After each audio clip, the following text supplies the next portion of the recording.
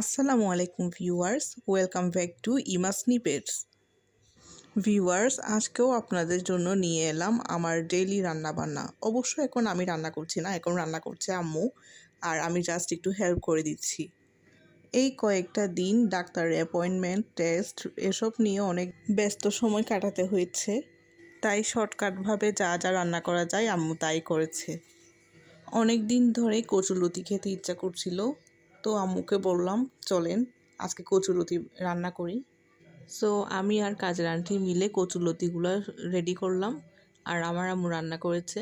এটা কিন্তু খেতে অনেক মজা হয়। তো আমার আম্মু তাড়াহুড়া করে ভাত রান্না করেছে, তারপর এদিকে কচুলতি আছে।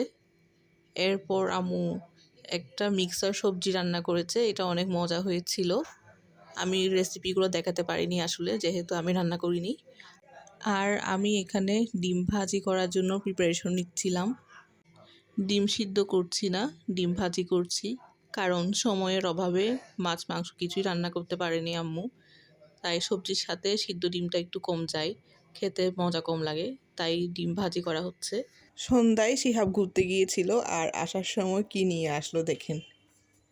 আসলে আমার ভাইয়েরা এরকমই, ওরা নিজেরা যা খায় বাইরে, তার থেকে কিছু না কিছু অংশ ওরা নিয়ে আসবেই বাসার জন্য।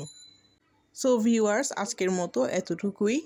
আপনাদের কাছে ভিডিওটা কেমন লাগলো জানাবেন। ভালো লাগলে প্লিজ লাইক অ্যান্ড শেয়ার করে দিবেন। আল্লাহ হাফেজ।